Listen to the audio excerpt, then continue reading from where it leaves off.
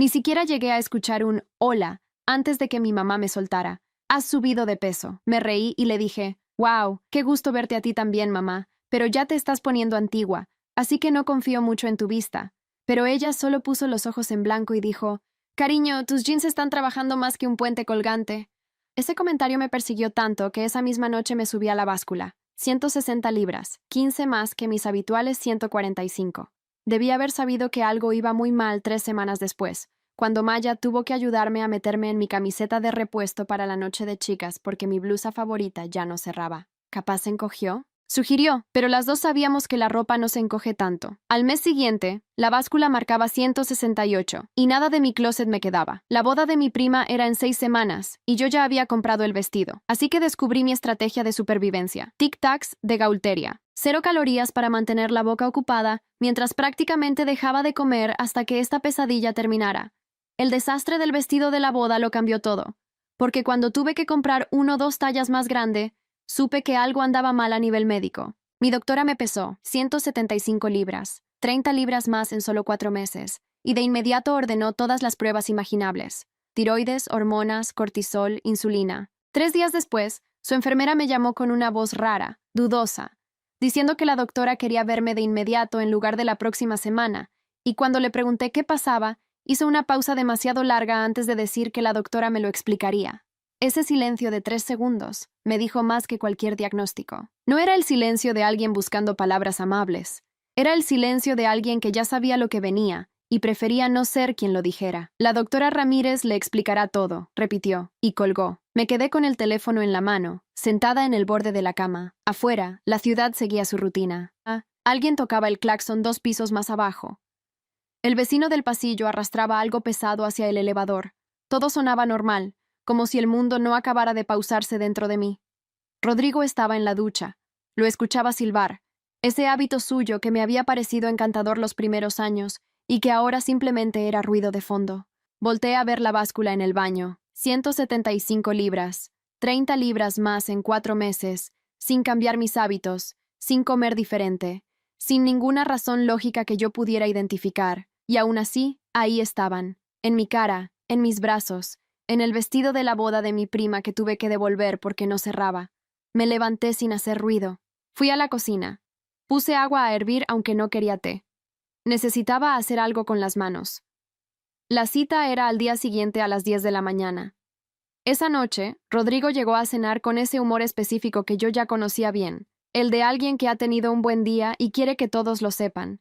Habló de un contrato nuevo, de una reunión que salió mejor de lo esperado, de un socio que finalmente cedió en algo que llevaban meses negociando.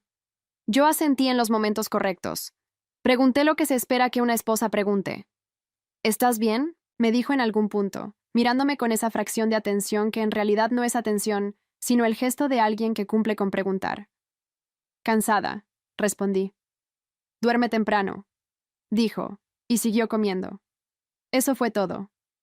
La sala de espera de la clínica tenía ese olor particular de los lugares donde la gente va a recibir noticias. Desinfectante, café de máquina, y algo más que no tiene nombre pero que todos reconocen. Me senté en una silla junto a la ventana. Afuera había un árbol que empezaba a perder las hojas. Lo miré más tiempo del necesario. Valeria Montoya, llamó la enfermera. Ese era mi nombre. Seguí a la mujer por un pasillo corto hasta el consultorio de la doctora Ramírez.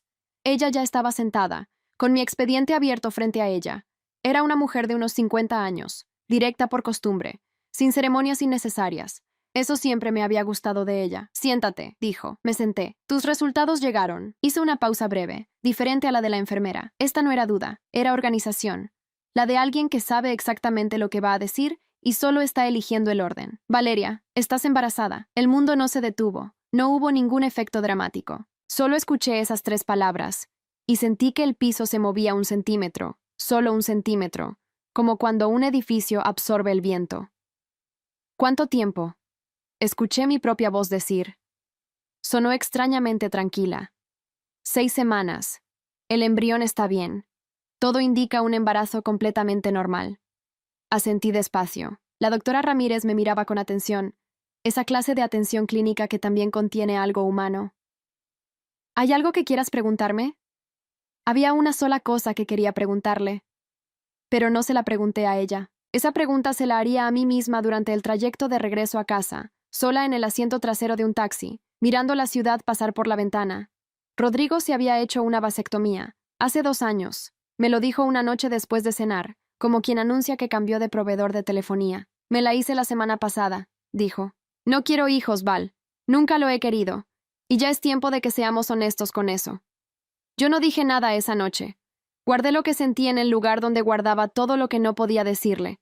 Pero ahora, sentada en ese taxi, con la confirmación de la doctora Ramírez todavía resonando en mis oídos, hice el único cálculo que importaba. Si Rodrigo se había operado hace 2 años y yo estaba embarazada de 6 semanas, entonces había 2 posibilidades. La primera era que la vasectomía hubiera fallado, algo que ocurre, aunque con una probabilidad muy baja. La segunda era que nunca hubiera existido ninguna vasectomía. El taxi dobló a la derecha. Afuera, una madre cruzaba la calle empujando un carrito.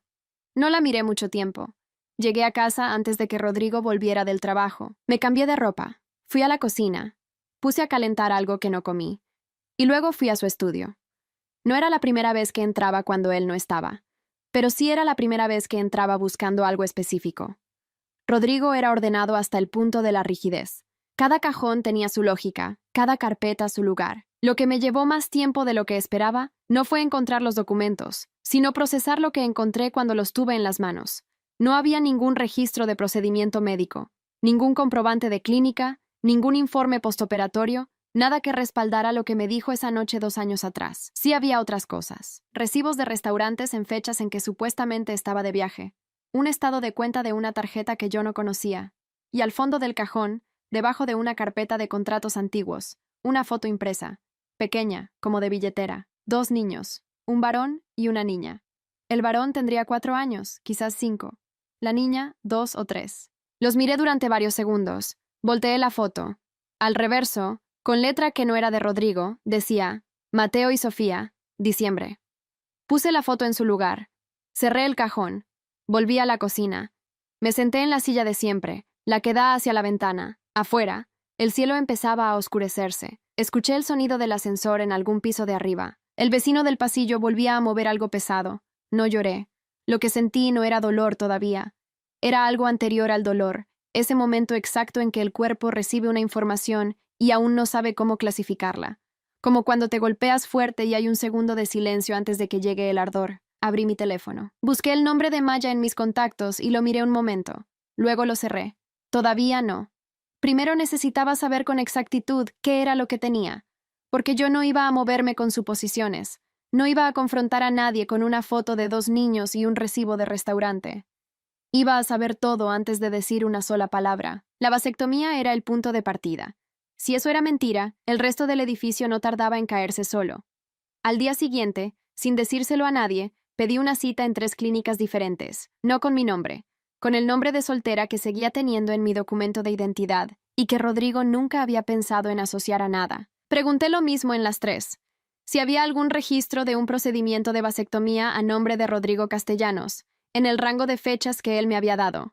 La primera clínica no tenía ningún registro. La segunda tampoco. La tercera ni siquiera existía. La dirección que Rodrigo me había mencionado una vez, de pasada, correspondía a un local comercial de ropa. Salí de esa última llamada y me quedé sentada en el carro, en el estacionamiento del supermercado, donde había fingido que iba de compras. El motor apagado, las manos sobre el volante. Tomé aire una vez, 2, 3. Luego abrí mi agenda y busqué el nombre que me había dado una compañera del trabajo hace más de 1 año, cuando ella misma pasó por algo que en ese momento yo no entendí del todo. Una investigadora, discreta, dijo, eficiente, sin preguntas innecesarias. Daniela Ríos. Guardé el número. No lo llamé todavía. Primero fui al supermercado. Compré lo que necesitaba. Volví a casa. Hice la cena. Cuando Rodrigo llegó esa noche, silbando desde el pasillo, yo ya tenía todo en su lugar. La mesa puesta, la comida lista, mi expresión de siempre. Huele bien, dijo, dejando el saco en la silla. Hice el pollo que te gusta. Respondí. Se sentó. Sirvió agua. Me preguntó cómo había estado mi día. Tranquilo, dije, y sonreí. No fue difícil. Llevaba años sonriendo en momentos que no lo merecían. Una más no cambiaba nada, pero mientras lo miraba hablar de su día, de su contrato, de su socio, de sus planes, una parte de mí ya estaba en otro lugar. Ya estaba calculando, organizando, preparando cada paso con la misma precisión que él usaba para sus negocios. Rodrigo siempre decía que yo era demasiado emocional para los asuntos prácticos. Pronto descubriría lo equivocado que estaba. Daniela Ríos tenía su oficina en un edificio sin nombre visible, en una calle paralela al centro. Cuarto piso, puerta café, sin letrero. Me lo había descrito así cuando la llamé. Si hay letrero, es la oficina equivocada. Llegué un martes a las 11 de la mañana, con la excusa de una cita con el dentista que le di a Rodrigo por mensaje de texto. Él respondió con un OK y un emoji de pulgar arriba. Así eran nuestras conversaciones desde hacía tiempo. Daniela era más joven de lo que esperaba, 40 años, quizás menos. Cabello corto, ropa sin adornos, una mesa de trabajo con 2 monitores y una cafetera que claramente se usaba más que el resto del mobiliario. «Siéntate», dijo, sin levantarse. Me senté. «¿Qué necesitas saber?» No me preguntó por qué. No me preguntó cómo estaba. Me preguntó qué necesitaba saber. Y eso fue exactamente lo que necesitaba escuchar. Le conté lo esencial. El nombre de Rodrigo, la vasectomía que no pude verificar, la foto de los 2 niños, las fechas que no cuadraban. Daniela escuchó sin interrumpirme. Tomó notas a mano en un cuaderno que no me enseñó. Cuando terminé, dijo, «Dame 72 horas. ¿Cuánto cuesta?» Me dijo una cifra. La pagué en efectivo, que había sacado esa mañana de una cuenta que tenía desde antes de casarme y que Rodrigo no conocía. Una cuenta que abrí siendo estudiante, que nunca cerré, donde depositaba pequeñas cantidades cada mes sin saber exactamente por qué. Volví a casa. Esperé. Las 72 horas pasaron despacio. Rodrigo estuvo en casa esos 3 días con una normalidad que ahora me resultaba difícil de mirar. Desayunaba rápido, trabajaba tarde, llegaba con el teléfono en la mano. 2 veces lo vi sonreír a la pantalla antes de guardarla. Antes no me había fijado en ese gesto. Ahora era lo único que veía. Al tercer día, Daniela me llamó a las 4 de la tarde. «Tengo todo. ¿Puedes venir mañana?» «Sí. Trae tiempo. Hay bastante». Daniela tenía una carpeta sobre la mesa cuando llegué, gruesa, con separadores. «Empiezo por la vasectomía», dijo, y abrió la primera sección. No había registro de ningún procedimiento médico a nombre de Rodrigo Castellanos en ninguna clínica de la ciudad ni del estado. Lo había verificado por 3 vías distintas. La dirección que Rodrigo mencionó alguna vez correspondía a una tienda de ropa que llevaba 6 años en ese local. «La vasectomía nunca ocurrió», dijo. «Solo un dato». Asentí. «Ahora los niños». Abrió la segunda sección. La foto que encontré en el cajón era de 2 hijos suyos, Mateo, de 5 años, y Sofía, de 3. La madre se llamaba Andrea Solís. Había sido asistente administrativa en la empresa de Rodrigo durante 4 años. Seguía trabajando ahí. Tenía un departamento a 17 minutos de nuestra casa, en un edificio donde Rodrigo figuraba como referencia en el contrato de arrendamiento. Leí eso 2 veces. ¿Él firma como referencia en su contrato? Sí, con su nombre completo y su número de identificación. Daniela continuó. Andrea Solís recibía una transferencia mensual desde una cuenta empresarial secundaria. El monto era equivalente a lo que yo gastaba en la casa en 3 semanas. ¿Cuánto tiempo lleva esto?, pregunté. Los pagos empezaron hace 5 años y 8 meses. Hice el cálculo. Rodrigo y yo llevábamos 8 años casados. Lo que tenía frente a mí había comenzado 2 años después de nuestra boda. Cerré la carpeta un momento. La volví a abrir. ¿Hay algo más? Sí. La tercera sección era sobre la empresa. Mi nombre aparecía en los documentos de constitución de la sociedad, en una cláusula de participación por aportación inicial de capital, del primer año del matrimonio, cuando yo todavía trabajaba y había puesto dinero propio en el negocio. Esa cláusula nunca había sido eliminada. ¿Esto tiene valor legal?, pregunté. Eso te lo dice un abogado. Pero la cláusula está ahí, con tu firma y la de los socios fundadores. Guardé la carpeta en mi bolso. Daniela me entregó una copia digital en una memoria que ya tenía lista. «Una cosa», dijo, antes de que llegara a la puerta. «Cuando la gente descubre algo así, hay 2 errores comunes. El primero es actuar demasiado rápido. El segundo es esperar demasiado. Los 2 cuestan caro. ¿Cuál recomiendas evitar en mi caso?» «El primero», dijo. «Tienes una posición más sólida de lo que crees. No la desperdicies en una reacción». Salí al pasillo. Bajé las escaleras en lugar de esperar el elevador. En la calle, el sol pegaba directo. Caminé hasta mi carro. Me senté. Puse las manos en el volante. Mateo y Sofía. 5 y 3 años. 17 minutos de nuestra casa. Rodrigo tenía una familia paralela que llevaba casi 6 años construyendo mientras yo contaba calorías. Cambiaba tallas y me preguntaba qué estaba haciendo mal con mi propio cuerpo. Abrí el teléfono. Busqué el contacto de una abogada que una amiga me había recomendado 2 años atrás. En ese momento guardé el número pensando que nunca lo usaría. Lo marqué. «Buenas tardes. Habla con el despacho de la licenciada Torres. Necesito una cita lo antes posible. Es un asunto de derecho familiar. Y hay documentos societarios que revisar». ¿Cuándo puede venir? Mañana, respondí. A la hora que sea. Colgué. Arranqué el carro. Esa noche, Rodrigo llegó tarde. Comimos. Hablamos de cosas sin importancia. Antes de dormir me dijo, «Te ves mejor, ¿sabes? Más tranquila». «Sí», respondí. «Me siento mejor». Y era verdad. Por primera vez en meses, sabía exactamente dónde estaba parada. La licenciada Torres tenía su despacho en un edificio de oficinas corporativas, 10º piso, recepción con plantas reales y una asistente que hablaba en voz baja. Era el tipo de lugar donde la gente llega con problemas grandes y sale con un plan. Me hizo esperar exactamente 4 minutos. Luego me recibió ella misma en la puerta. Era una mujer de unos 45 años, traje oscuro, cabello recogido, apretón de manos directo. Me indicó la silla frente a su escritorio y se sentó sin preámbulos. «Cuéntame». Le entregué la memoria que me había dado Daniela. Mientras la licenciada Torres revisaba los archivos, yo le expliqué el contexto. 8 años de matrimonio, la vasectomía que nunca existió, los 2 hijos con la asistente, la cláusula societaria con mi nombre. Ella escuchó sin interrumpir. Cuando terminé, siguió revisando en silencio. Yo esperé. «La cláusula es válida», dijo finalmente. «Está correctamente redactada, tiene tus firmas y las de los socios, y nunca fue modificada ni eliminada. Eso te da una posición de participante fundadora en la sociedad. ¿Qué significa eso en términos prácticos? Que tienes derechos sobre una parte de la empresa. No es mayoría, pero es suficiente para sentarte a negociar desde una posición que él no espera». Hizo una pausa. «¿Sabes si él recuerda que esa cláusula existe?» Creo que asumió que ese capítulo estaba cerrado cuando dejé de trabajar. La gente asume muchas cosas que no revisa. Torres me miró directo. «¿Qué quieres lograr?» Era la pregunta correcta. Quiero salir del matrimonio con lo que me corresponde. No más, no menos. Y quiero que él no pueda controlar el proceso. Eso es manejable. Tomó una hoja y empezó a escribir. Lo primero, solicitar una auditoría de los movimientos de la cuenta empresarial secundaria. Los pagos a la otra persona salen de ahí. Si esa cuenta tiene relación con los recursos societarios, eso cambia el cuadro completo. ¿Cuánto tiempo toma? Depende de cuánto coopere él. Si no coopera, un juez puede ordenarlo. Torres dejó la pluma sobre la mesa. Pero hay algo importante que debes entender desde hoy. Una vez que presentemos la demanda, él lo sabe ese mismo día. Todo lo que construyas de aquí a ese momento es tu ventaja, no la desperdicies. ¿Qué necesito hacer? Conseguir copias de todos los documentos societarios a los que tengas acceso, estados de cuenta que puedas fotografiar, cualquier papel con tu nombre o tu firma. Y no muevas dinero, no cambies tu comportamiento en casa.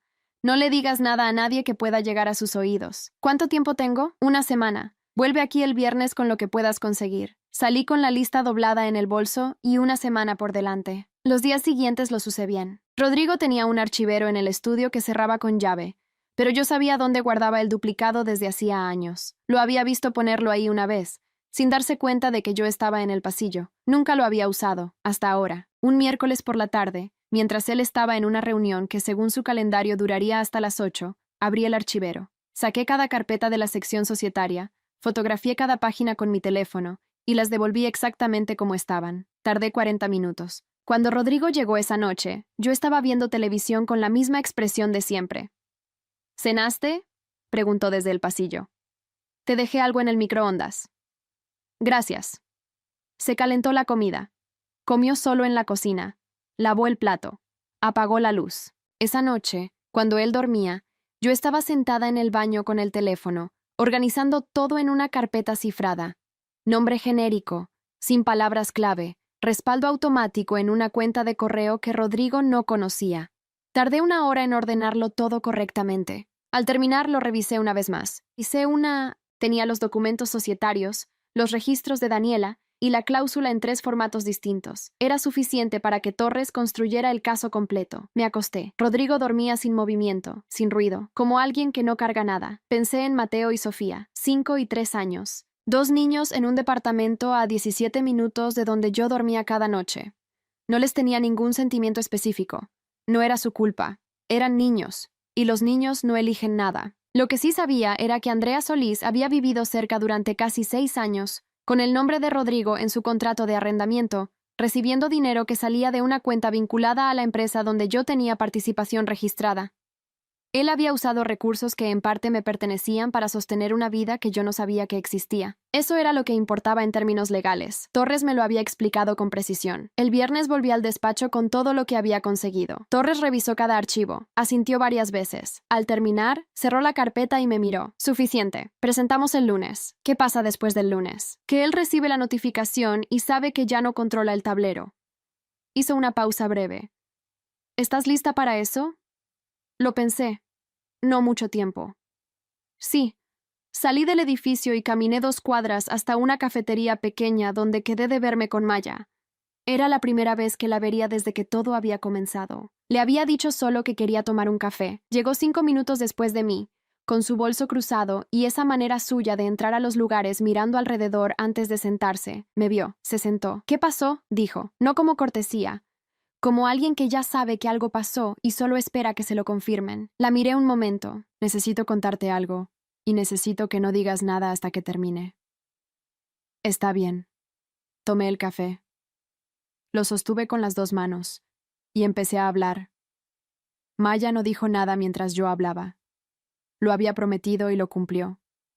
Estuvo sentada con las manos alrededor de su taza, mirándome, sin interrumpir ni una sola vez. Cuando terminé, hubo un silencio de varios segundos. ¿Cuánto tiempo llevas sabiendo esto? Dijo. 3 semanas. Y no me dijiste nada. No era una pregunta.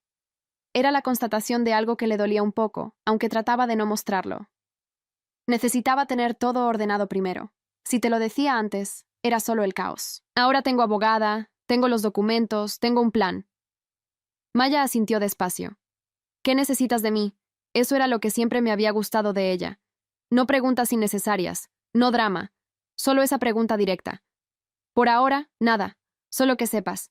Y que si en algún momento necesito un lugar donde quedarme unos días, pueda llamarte. Mi casa es tuya cuando quieras. Tomó su café y me miró. ¿Estás bien? Sí, respondí. Y era cierto en el sentido más concreto. No estaba en pánico, no estaba paralizada. Sabía lo que tenía que hacer. Eso, para mí, era estar bien. ¿Y el embarazo? Bien también. La doctora dice que todo es normal. Maya no preguntó más sobre eso. Entendió, sin que yo lo dijera, que ese tema lo procesaría en otro momento. Era eso lo que hacía que su amistad valiera. Sabía cuándo no preguntar. Nos despedimos en la calle. La vi alejarse con el bolso cruzado y las manos en los bolsillos, y sentí algo que no había sentido en semanas, que no estaba completamente sola en esto. El lunes, Torres presentó la demanda. Yo estaba en la cocina cuando escuché el teléfono de Rodrigo sonar desde el estudio. Luego silencio, luego sus pasos rápidos por el pasillo. La puerta del estudio se cerró con más fuerza de lo normal. Esperé sentada a la mesa. 10 minutos después, la puerta se abrió. Rodrigo apareció en el marco con el teléfono en la mano y una expresión que yo no le había visto antes. No era enojo todavía, era el desconcierto de alguien a quien acaban de mover el piso sin aviso. ¿Qué es esto? Dijo, mostrándome la pantalla. No lo sé. ¿Qué dice? Es una notificación legal. Con tu nombre. Hizo una pausa. ¿Tú hiciste esto? Habla con mi abogada, respondí. Tiene toda la información, Valeria. Su voz bajó un tono. Se volvió cuidadosa, calibrada. Podemos hablar. Podemos resolver esto entre nosotros, sin necesidad de procesos ni... Ya contraté abogada. Cualquier comunicación va a ser a través de ella. Me levanté, tomé mi bolso de la silla y mis llaves de la mesita. Voy a salir un momento. Salí. No hubo escena. No hubo gritos. No porque los evitara, sino porque no los necesitaba. Rodrigo intentó llamarme 2 veces en los días siguientes. No contesté. Le envié el número de Torres por mensaje y no respondí nada más. Una semana después de presentada la demanda, tenía planeada una cena con sus 4 socios principales. Era una reunión que llevaba meses organizando para anunciar la expansión de la empresa a 2 ciudades nuevas. Restaurante privado, sala reservada, parejas incluidas. Torres me había dicho algo específico cuando le pregunté si debía ir. Ve, compórtate exactamente como siempre. Que él no sepa qué tan ordenada tienes la posición. Fui, me vestí bien, sin exageración. El vestido azul marino que Rodrigo siempre había dicho que le gustaba, aretes sencillos, el cabello suelto. Bajé las escaleras a la hora acordada. Rodrigo me miró, no dijo nada, pero vi el alivio en su expresión, como si mi presencia ahí significara que todavía tenía algo bajo control. No significaba eso. La cena fue larga, mesa con velas bajas, servicio discreto, conversaciones sobre proyecciones y mercados nuevos. Yo saludé a cada socio por su nombre, pregunté por sus familias, Recordé detalles de escenas anteriores. Fui exactamente lo que siempre había sido en esas situaciones. Presente, atenta, sin ningún protagonismo innecesario.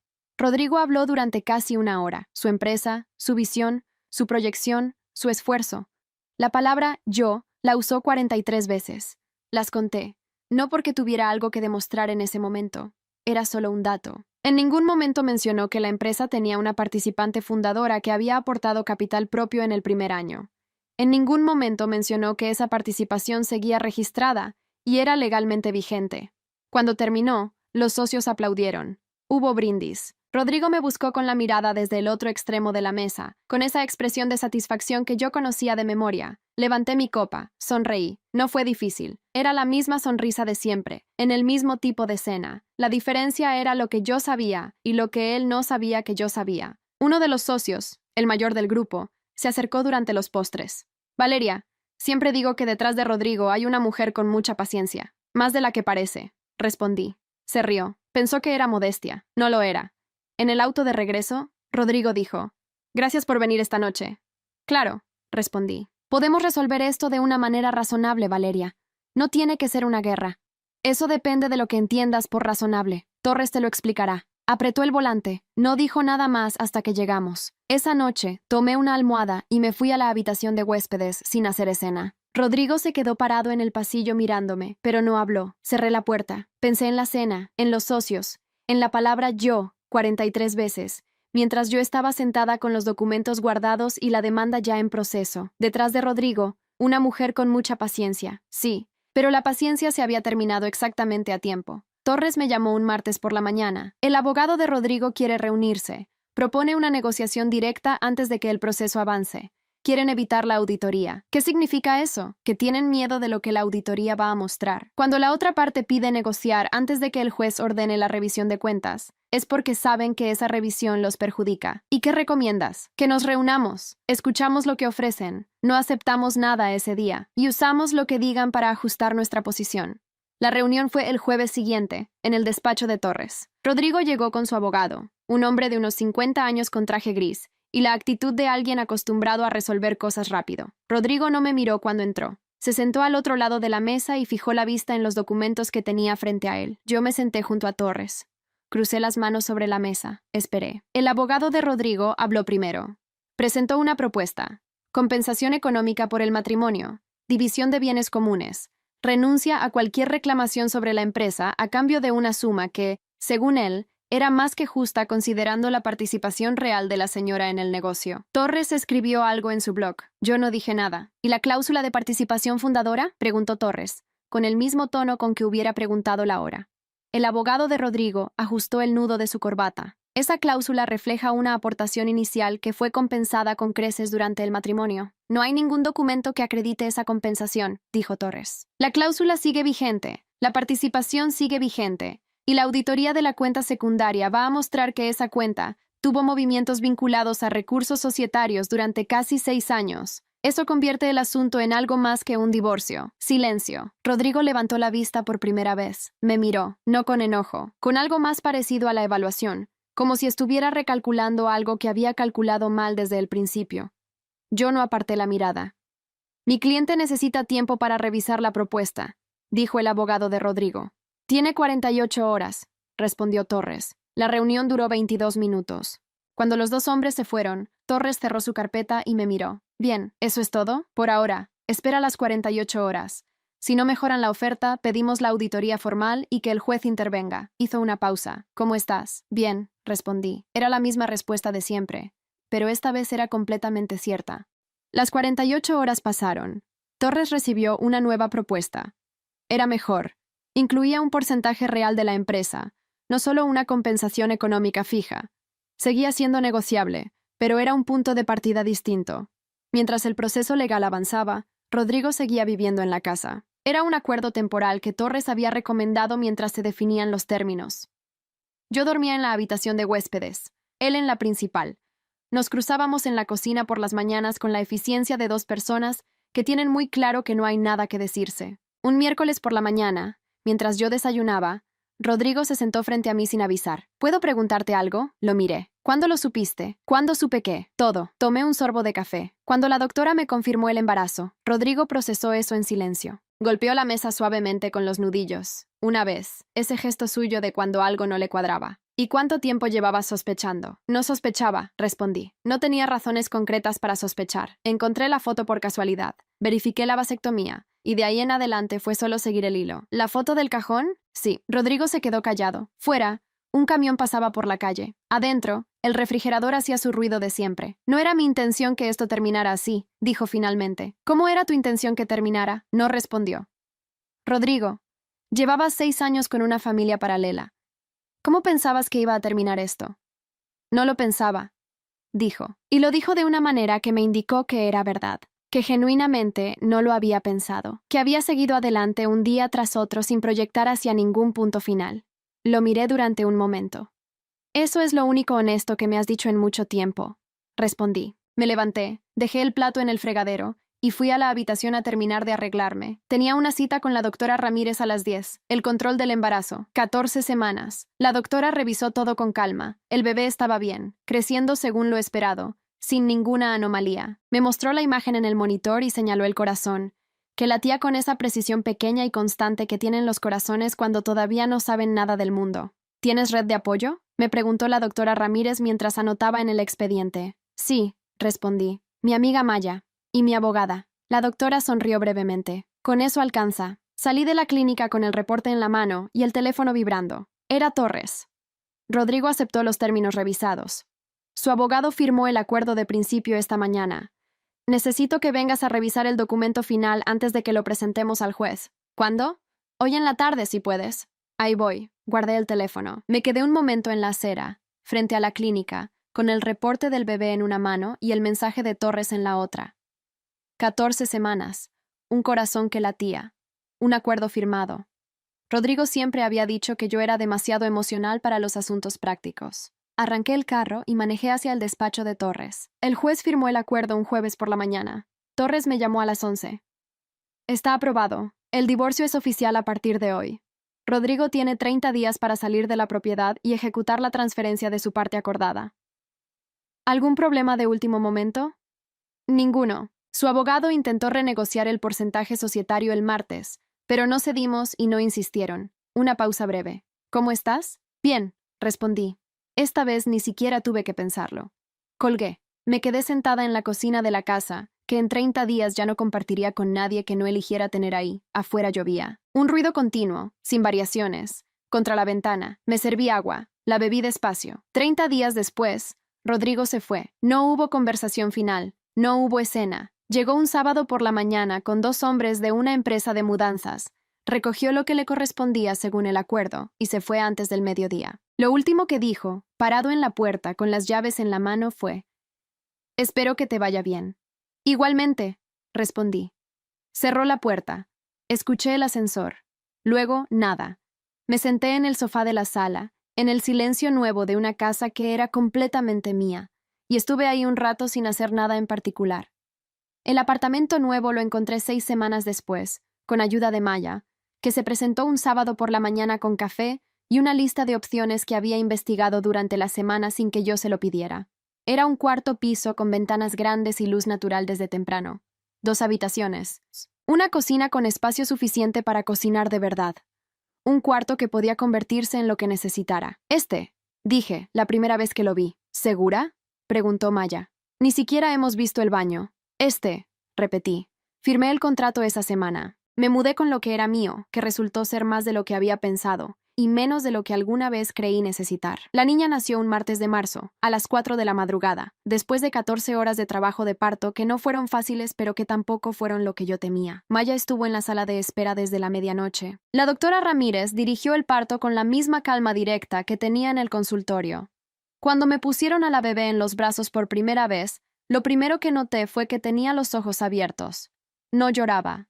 Solo miraba, con esa concentración específica de alguien que acaba de llegar a un lugar y está tomando nota de todo. La llamé Sofía Elena. El primer nombre porque me gustaba desde hacía años y nunca había podido usarlo. El segundo por mi abuela, que murió cuando yo tenía 12, y que era la única persona de mi familia que siempre me había dicho exactamente lo que pensaba. Rodrigo fue notificado del nacimiento a través de Torres, según lo acordado en los términos del divorcio. Tenía derecho a solicitar reconocimiento de paternidad si lo deseaba. Su abogado respondió que lo consultaría con su cliente. No hubo respuesta después de eso. No me sorprendió. Los primeros 3 meses fueron agotadores de una manera que no tiene palabras precisas. Noches sin estructura, días que se mezclaban, el cuerpo aprendiendo a funcionar con menos de lo que necesitaba. Maya venía 2 veces por semana. A veces solo se sentaba y sostenía a Sofía Elena mientras yo dormía 1 hora. No pedía nada a cambio, solo estaba. En el 4.º mes, empecé a dormir mejor. En el 5.º, volví a comer con orden. En el 6.º, retomé una conexión que había dejado pausada meses antes con una consultora de recursos humanos que me había contactado sobre un proyecto de organización interna en una empresa mediana. Le escribí para ver si la posición seguía disponible. Respondió en 2 horas. Seguía disponible. ¿Cuándo podía hablar? Hablamos esa semana. Al final de la llamada, me ofreció el puesto. Era trabajo desde casa, con 2 reuniones presenciales al mes. El horario era compatible con Sofía Elena. El salario era más de lo que había ganado la última vez que trabajé, hace 8 años. Acepté. 1 año después del jueves en que el juez firmó el acuerdo, fui al control anual con la doctora Ramírez. Sofía Elena tenía 11 meses y estaba en casa con Maya, que se había presentado esa mañana con un moño en el cabello y la disposición de quien llega a quedarse el tiempo que haga falta. La doctora me revisó, anotó, revisó de nuevo. Al terminar, cerró el expediente y me miró. Todo en orden. Hizo una pausa. ¿Recuerdas cuando te llamé para que vinieras de urgencia? Sí, pensé que ibas a entrar en pánico cuando te dijera el diagnóstico, pero no lo hiciste. No, respondí. ¿Por qué no? Lo pensé un momento. Porque ya sabía que algo estaba mal. El cuerpo lo sabía antes que yo. El embarazo fue lo que me obligó a prestar atención. La doctora asintió. Eso pasa. El cuerpo avisa. La gente rara vez escucha. Salí de la clínica con el reporte en el bolso. El sol pegaba directo, sin nubes. Caminé hasta el carro sin apurarme. Tenía que recoger a Sofía Elena a la 1. Después, reunión de trabajo a las 3. En la noche, cena con Maya en el apartamento nuevo, que en 5 meses ya había dejado de sentirse nuevo y empezaba a sentirse como el único lugar donde siempre debía haber estado. Me subí al carro. Puse el cinturón. Pensé en la báscula del baño de la casa que ya no era mía. 175 libras. 30 más en 4 meses. Un cuerpo que se transformaba sin que yo entendiera por qué. Ahora lo entendía. No era una señal de que algo estaba mal. Era una señal de que algo estaba a punto de cambiar. Arranqué el carro y salí del estacionamiento. Tenía a dónde ir.